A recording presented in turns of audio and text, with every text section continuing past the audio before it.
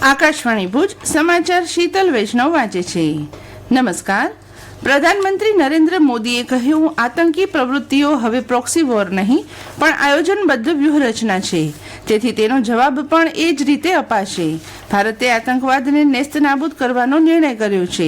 ગાંધીનગરમાં શહેરી વિકાસ વર્ષના 20 વર્ષની ઉજવણીના સમારોહનો ગઈકાલે પ્રારંભ કરાવતા શ્રી મોદીએ કહ્યું, ઓપરેશન સિંદૂર અંતર્ગત માત્ર 22 મિનિટમાં જ પાકિસ્તાનના 9 આતંકી ઠેકાણા ધ્વસ્ત કરાયા હતા. શ્રી મોદીએ જણાવ્યું, રાજ્ય સરકારે શહેરી વિકાસ વર્ષની ઉજવણીથી આવનારી પેઢી માટેની વ્યૂહરચના તૈયાર કરી છે. પ્રધાનમંત્રીએ વર્ષ 2035માં ગુજરાતની સ્થાપનાના 75 વર્ષ પૂર્ણ થશે તેની વ્યૂહરચના અત્યારથી તૈયાર કરવા પણ જણાવ્યું હતું.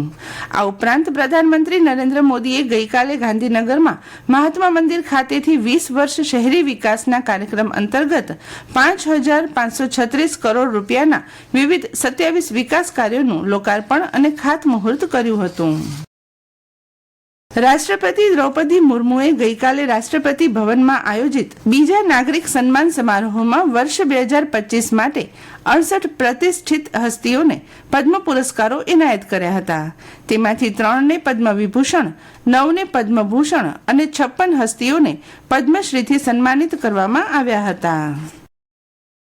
ભારતે વિવિધ દેશોની મુલાકાત લઈને આતંકવાદને પાકિસ્તાનના સમર્થનનો ખુલાસો કરવાનું ચાલુ રાખ્યું છે. જેડીયુના સાંસદ સંજય ઝાના નેતૃત્વમાં એક સર્વપક્ષીય ભારતીય પ્રતિનિધિ મંડળે સિંગાપોરના વિદેશ મંત્રી, સાંસદોના જૂથ, ચેમ્બર ઓફ કોમર્સના પ્રતિનિધિ મંડળો અને વ્યાપારી નેતાઓ સાથે વાતચીત કરી હતી. જૂથે પુનરોચ્ચાર કર્યો કે ભારત એક શાંતિપ્રિય રાષ્ટ્ર છે અને પાકિસ્તાન તરફથી કોઈ પણ આતંકવાદી કૃત્યને યુદ્ધનું કૃત્ય ગણવામાં આવશે.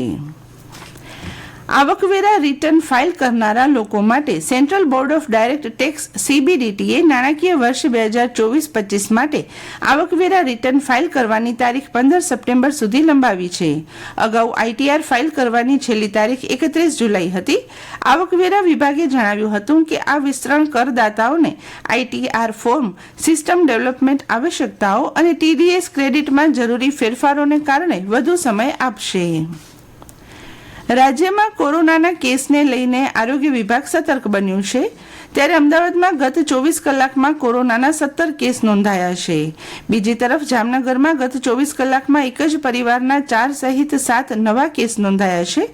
તો કચ્છમાં પણ કોરોનાએ પુનઃ દસ્તક દેતા ઉચાટ ફેલાયો છે.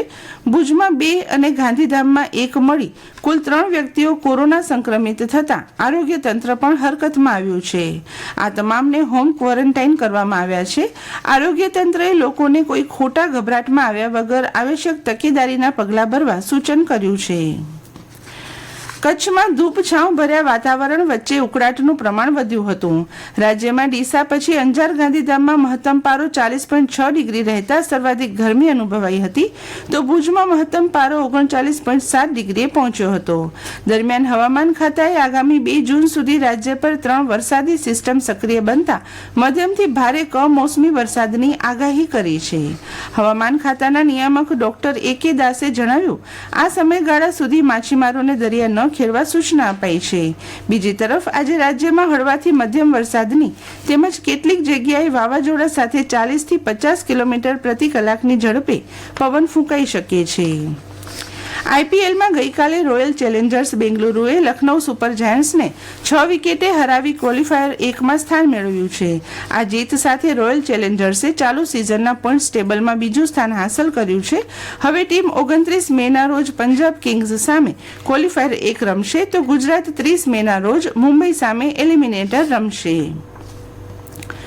ભારતના પ્રથમ પ્રધાનમંત્રી સ્વર્ગીય જવાહરલાલ નહેરુને તેમની 61મી પુણ્યતિથિ પ્રસંગે તેમણે સ્થાપેલી સંસ્થા ભારત સેવક સમાજ દ્વારા તેમને શ્રદ્ધાંજલિ આપવામાં આવી હતી.